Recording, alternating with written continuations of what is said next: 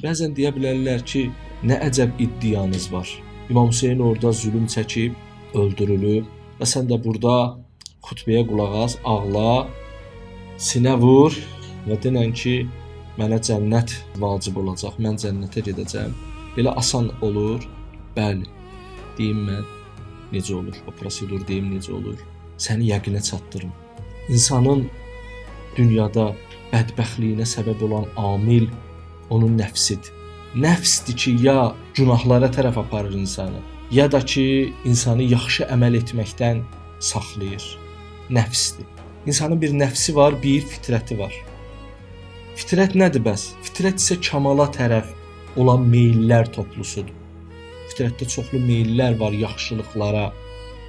İmam Hüseyn əleyhissalama elə bax belə sakitcə, diqqətlə, mərifətlə əzadarlıq eləyəndə insanın fitrəti hakim olur onun bədəninə, bədən mülkünə, gözünə, dilinə, ruhuna, qəlbinə hakim olur fitrət. Fitrət əgər hakim olsa, insan pisliyə tərəf getmir də. Ürəyindən pislik keçmir. Və bəndəlik eləmək, yaxşılıq eləmək insan içindən gəlir. Bu özündən də asılı deyil. Bu Allahın qoyduğu fitrətə aiddir. İnsan öz bədən mülkünü nəfsinə tapşırsa, bu əxlaq elmidir də, bu ibtidai əxlaq elmidir.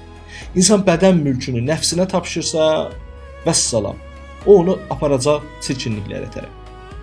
İbadətini qoymayacaq yaxşı etsin, yaxşı etməyəcək. Yox, əgər fitrətinin ixtiyarında olsa, fitrət onu Allah belə yaradıb ki, gözəlliklərə tərəf aparacaq. Bax, budur sadə məsələ.